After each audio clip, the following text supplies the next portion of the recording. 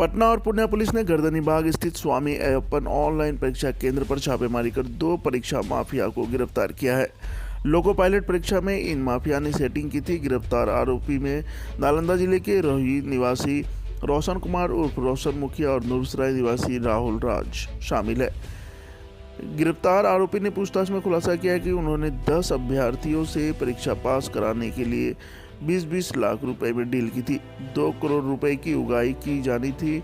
Roshan Kumar SSC MTS exam में फर्जीवाड़ा करने के आरोप में 4 महीने से फरार चल रहा था।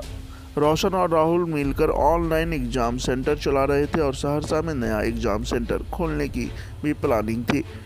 पुलिस ने बताया कि जांच के दौरान पता चला कि Swami Ayyappan edu solution exam centre के मालिक रोशन मुखिया कटिहार के जदयू नेता रोशन मंडल और वैशाली के विवेक है। पूर्णिया एसपी कार्तिकेय शर्मा ने बताया कि पूर्णिया में कर्मचारी चयन आयोग की एमटीएस की हुई परीक्षा में फर्जीवाड़ा का भंडाफोड़ हुआ था।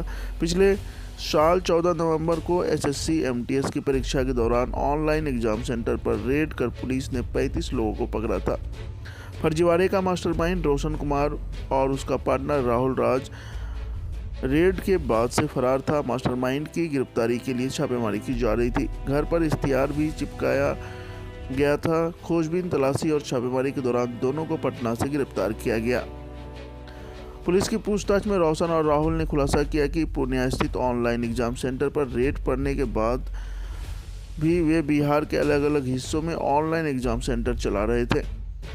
पटना में जिस सेंटर से इनकी गिरफ्तारी हुई वहां से कई अहम दस्तावेज बरामद हुए हैं। इनमें से कुछ कागजात उन स्टूडेंट के हैं जिन्होंने रेलवे के एग्जाम के लिए सेटिंग करा रखी थी। रोशन और राहुल ने 3 और पार्टनर के नाम बताए हैं। उनकी भी गिरफ्तारी के लिए छापेमारी की जा रही है। समूचा मामला पूर्णिया के सदर थाना क्षेत्र के गुलाबबाग के हसदा रोड 0 माइल स्थित Purnia digital online examination centre से जुड़ा है।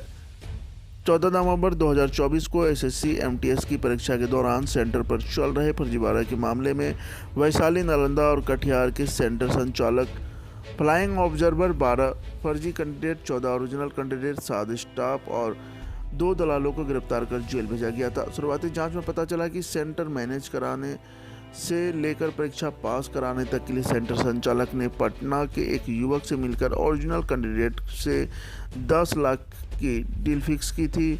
एग्जाम सेंटर में बैठने के लिए फर्जी कैंडिडेट को 80,000 से 1.5 लाख तक मिले थे। अगले ही दिन यानी 15 नवंबर को साइबर थाना में दर्ज हुई एफआईआर रिपोर्ट ने इस बात का भी खुलासा किया था कि सेंटर संचालक विवेक कुमार और उसका पार्टनर रोशन कुमार राहुल राज की एसएससी मध्य क्षेत्र के प्रयागराज दफ्तर में बहाल कार्यरत इजहार आलम से नज़दीकियाँ थी। इजहार आलम ही इस सेंटर का फ्लाइंग ऑब्जर्वर था।